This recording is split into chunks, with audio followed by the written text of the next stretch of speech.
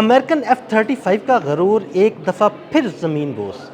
आबनाए Hormuz की फ़िज़ाओं में आने वाला F-35 एक दफ़ा फिर ईरानी मिज़ाइलों के निशाने पर आ गया, जिसे हंगामी लैंडिंग करनी पड़ी। इस सारे वाक़े के बारे में अज़हर अली ख़ान से बात करते हैं। अज़हर भाई, आबनाए हुर्मुज़ की फ़िज़ाओं में एक और F-35 आया, जिसे ईरान ने अपने मिज़ाइलों पर रख लिया और उसे हंगामी लैंडिंग करनी पड़ी। ये वाक़या कब हुआ, कैसे हुआ? इस बारे में हमारे नाज़रीन को बताइएगा। आदिल भाई, अमेरिका ने एक कोई मिशन प्लान किया। उस मिशन के बारे में अभी तक नहीं बताया गया कि वो मिशन क्या था, लेकिन वो F-35 को अंजाम देना था। और मशरिक़ वस्ता में एक अबू धाबी की बेस से इसको उड़ाया गया F-35 को।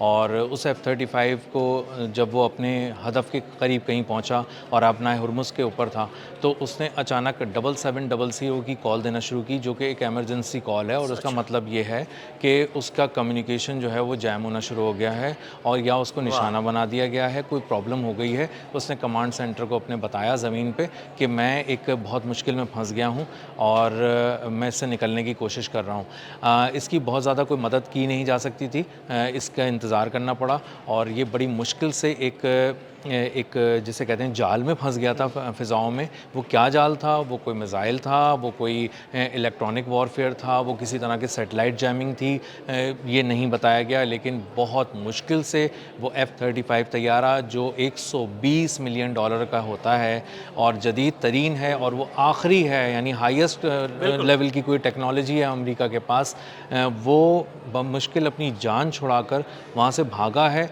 एमरजेंसी में उसने लैंड किया है और उसके बारे में अमरीकी हुक्काम कुछ नहीं बता रहे कि वो किस हालत में पहुँचा है, लैंड किया भी है कि नहीं, ये भी उन्होंने अभी तक ये खबर भी जी, सामने नहीं ये आई। खबर भी सामने नहीं आई। तो आप इसको अभी बहुत सारी चीज़ों को माइनस ही समझें और ये समझें कि उसको या तो निशाना बनाया गया है या उसका कम्युनिकेशन जैम किया गया है और बमुश्किल वो एक इलेक्ट्रॉनिक वॉरफेयर में या मिसाइल से निकल के बमुश्किल मुझे पहुंचा अदर है। लगता है अदर भाई, उसका सिस्टम जैम किया गया है और ये सैटेलाइट जैमिंग है। पिछले कुछ अरसे के दौरान आपने अक्सर देखा कि अमेरिका का कोई ड्रोन उड़ता है और अचानक जो है ना वो गायब हो जाता है। अमेरिका का कोई तैयारा उड़ता है और अचानक ये सिग्नल्स आना शुरू हो जाते हैं, जब उसका सिस्टम हैक हो रहा है या जैम हो रहा है, इस तरह की बातें। तो ये मुझे लगता है सैटेलाइट जैमिंग है और इस सैटेलाइट जैमिंग में जो है ना वो चाइना की भरपूर मदद हासिल है और इस दफ़ा सैटेलाइट जैमिंग के ज़रिए जो है ना F-35 को निशाना बनाया गया।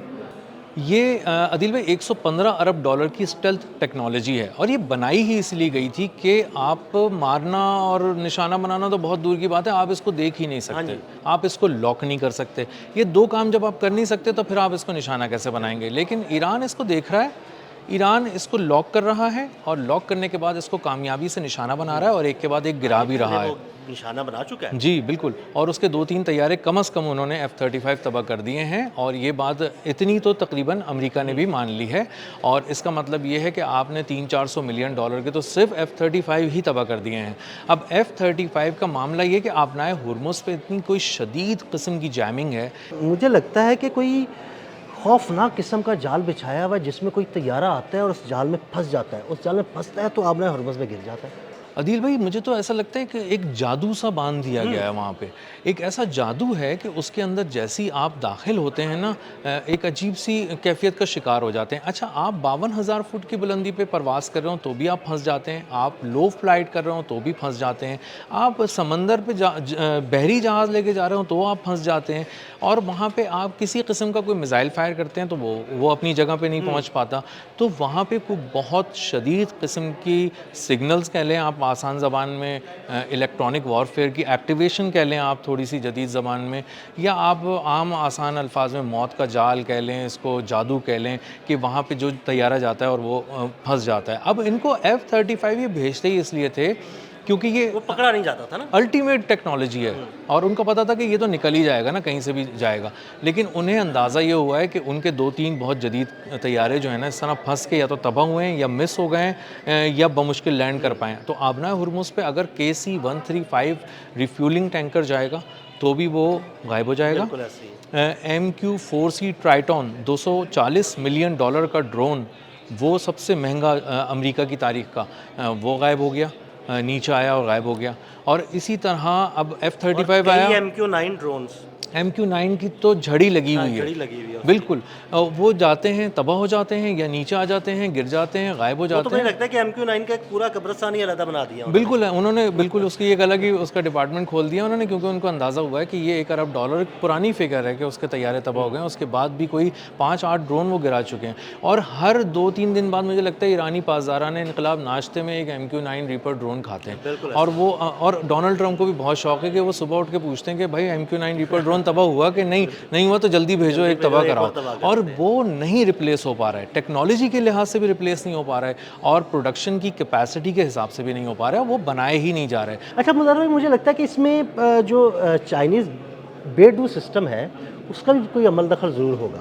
चाइनीज़ बेडू सिस्टम का बहुत अमल दखल है, चाइना के सैटेलाइट्स का बहुत अमल दखल है। ये एक ऐसा निज़ाम है जो एक मुकम्मल पैकेज आपको देता है। अगर कोई बहरी जंगी जहाज़ ईरान की तरफ आ रहा है तो बेडू सिस्टम अपने सैटेलाइट्स के ज़रिए GPS जैमिंग करके उसकी नेविगेशन को, उसके रास्तों को भटका देगा, अंधा कर देगा, और उसको नज़र नहीं आ रहा होगा।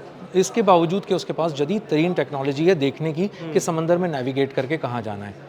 इसी तरह अगर आपके पास कोई ड्रोन है और वो 52,000 फुट की बुलंदी पे परवाज़ कर रहा है और ईरान के 500 किलोमीटर के रेडियस में है, तो वो शदीद ख़तरे में है, और अब वहाँ पे भेजा ही कुछ नहीं जा रहा होता। MQ-1 उन्होंने भेजा था, वो भी $5 मिलियन का तबाह हो गया। तो आप जिस समत से आने की कोशिश करते हैं ईरान की तरफ और उसकी फ़िज़ाओं में दाखिल होने की कोशिश करते हैं, तो ईरान ने अब आपनाए हुर्मुज़ के उन एरियाज़ को भी अपनी हदूद में ले लिया है जो कि पहले उसकी बराह रास्त को इतनी हदबंदी में नहीं शामिल थे, लेकिन अब वहाँ पर भी इलेक्ट्रॉनिक वॉरफेयर एक्टिवेट कर दिया गया है। और किसी तरह भी आप ऊंचाई पे हों या फिर आप पानी में हों या पानी के नीचे हों, हर तरफ से आप फंस जाते हैं। आपके चलाए हुए मिसाइल अपने हदफ पे नहीं पहुंचते। और ये एक ऐसी चीज़ है जिससे अमेरिका बहुत ज़्यादा परेशान हो गया है कि आपने कहाँ कहाँ बांध के रखा हुआ है।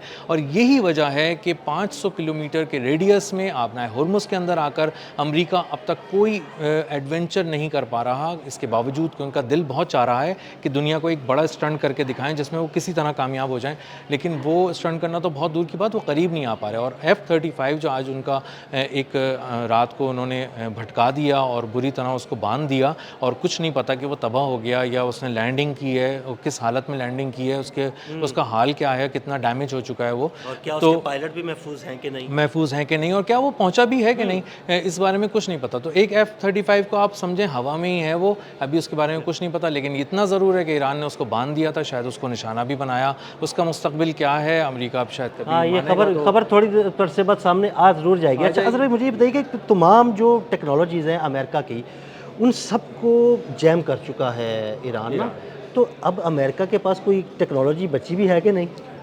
यही वहाँ पे बहस चल रही है। पेंटागन और सेंटकॉम सर जोड़ के बैठे हैं कि हम जो अल्टीमेट किस्म की चीज़ें ले आए थे, आखिरी चीज़ें ले आए थे, और जो हमारा गुरूर फ़ख्र थी और हमने चाइना और रशिया के लिए तैयार करके रखी थी, वो ईरान से पिट रही हैं। इसका मतलब ये है कि आप अब ईरान के पास भी जब जाएंगे ना अगले किसी एपिसोड में जंग के लिए, तो आपकी तैयारी इससे बहुत ऊपर होनी चाहिए जो आपने अभी पिछले 3 महीनों में दिखाई है, और वो आप दिखा नहीं सकते। उसका मसला ये है कि किसी भी चीज़ को डेवलप करने में वक्त और वसाइल तीनों चाहिए, और ये तीनों चीज़ें अब कम से कम वक्त तो नहीं है अमेरिका के पास, और अमेरिका को अब इस जंग में वो गैप भी नहीं दे सकता, कोई पॉज भी बड़ा नहीं ले सकता, और वो हमला भी नहीं कर सकता, वो बहुत मुश्किल में आ गया है। तो अब अगर पिछले F-35 तक की स्टेल्थ टेक्नोलॉजी के साथ अगर आप जाके हमला करने जा रहे हैं ईरान की तरफ, तो आप अपने लोगों को मरवाने जा रहे हैं, अपनी मशीनों को तबाह कराने जा रहे हैं, जदीद तरीन जंगी मशीनों को, पायलट जो आपके मिलियंस ऑफ डॉलर से तैयार किए गए उनको मरवाने जा रहे हैं। तो अमेरिका इस वक्त बहुत मुश्किल में है, और बज़ाहिर ऐसा लगता है कि अमेरिका अब किसी बहुत बड़े हमले के काबिल रहा नहीं है। तो बहुत शुक्रिया अज़र भाई ने इस सारे मामले पर बड़ी तफसील के साथ रोशनी डाली। मज़ीद अपडेट्स के लिए मैं फॉलो करते रहें। अदील अहमद और अज़हर अली ख़ान को इजाज़त दीजिएगा। अल्लाह हाफ़िज़।